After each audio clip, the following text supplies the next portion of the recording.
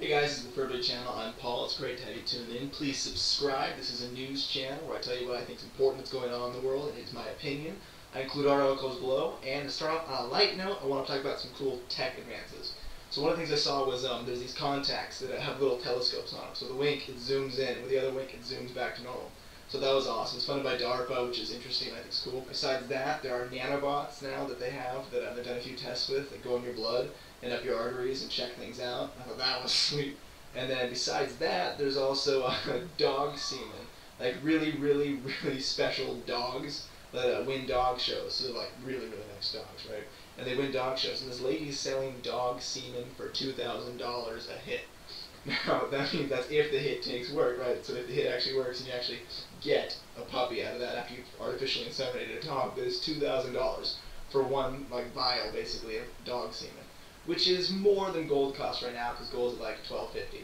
But yeah, but I was like, that's totally awesome that dog semen's worth $2,000. And so she's got like 1,000 of these things that she's selling off. So I thought that was awesome and interesting, so something I definitely wanted to include. Also, scientists are thinking that we're going to be the deaf generation because we listen to so much music at such loud levels, at such close range. So be careful with that because, you know, deafness sucks. And to recap on something I was talking about last time, that Coast Guard cutter I was talking about that was breaking through the ice, the Icebreaker, it got to the ship, saved the 26 people, so that's awesome. Anyway, all articles are concluded below. Now we're going to start with world news, what's actually going on in the world. So in Venezuela, the mayor of Caracas, one of the big cities there, I believe it's actually the capital, was actually arrested on sedition charges. And so a lot of people are talking about, you know, did the mayor really want to separate Caracas and like give Venezuela to like America? Because that's part of the article below.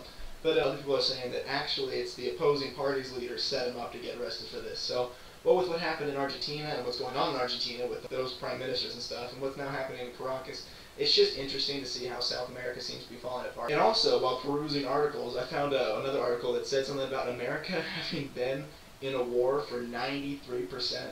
America being the United States of America, being in war for 93% of its existence since 1776 to this date. So I think they said it's like 222 years out of 239 years we've actually been at war with not the same people, but different people in different wars. And so I thought that was, you know, kind of ridiculous. And an agreement's been reached actually in Greece with their bailouts and everything that's going on there. Because if you were seeing it, Germany actually put its foot down and said, no, it's not going to happen. We're not going to let you do this. And then, you know, Greece came back with more talks and everything. And basically what's going to happen is Greece does not have the February 28th deadline anymore to worry about. And they got a little bit of like a time extension type thing. And so with some of the financial people in that world are saying that basically everybody's going to look up in Greece one day. All the Greeks are going to look up in Greece and be like, wait a second, nothing's actually changed. We're just back in the same boat. You just delayed us.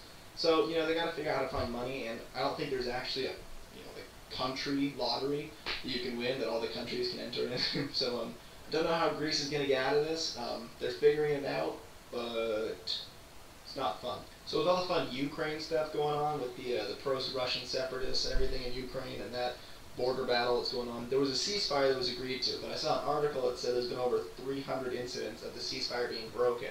Now I don't know if that means if somebody just shot a pistol and they counted that, or if that's like actually artillery shelling, but they said it's been broken, so everybody's trying to figure out how do we make sure this actually works? How do we say, yes, there's a ceasefire, and then make it credible by actually doing something for that ceasefire, actually not shooting.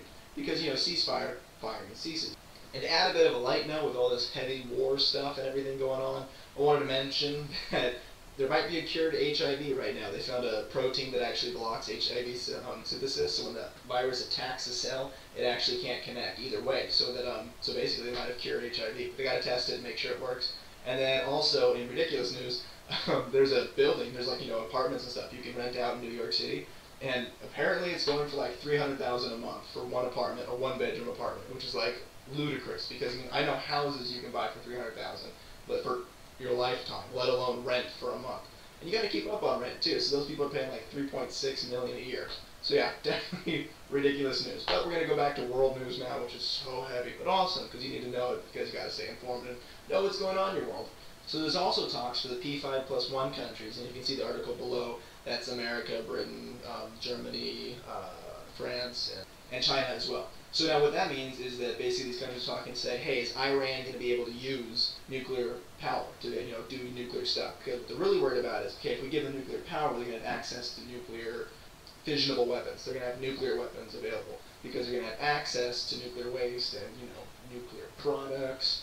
And I'm trying to think of what they call that. It's called radioactive material. So if they get the radioactive material, they'll be able to make fission weapons, which is nuclear weapons. And so they're saying, is that okay to have that in that area? Because yes, they need the power, but do they really need the access to nuclear weapons? Because we don't entirely trust them. So they're trying to figure out how to make that work. And unfortunately, in Asia, there currently is Southeast Asia, there's a drug-resistant strain of malaria. And malaria is the disease that's commonly spread by mosquitoes. I mean, it can spread other ways, but that's what it's known for. And you know, like they have mosquito nets in Africa and everything. So it's in Southeast Asia right now. It's on the border of the Myanmar and India, and it's about to get into India. And they're really worried about that because they think if it gets into India, it's going to spread like wildfire. And so that's really unfortunate. There's a disease right now. I'm sure scientists are trying to figure it out. There's an article down below if you want to look more into that. And around the town of Aleppo in Syria, just north of it actually, is called a place called Bashkoy. And there's been some Syrian fighting there going on right now between the regime that's currently in power and those troops, as well as the rebels that are currently in that area. And there's supply trains that go back and forth. So there's currently fighting in Syria right now, and they're saying there's some ISIS militants in that area, and they're saying, oh, whoa, hold on, is ISIS spreading?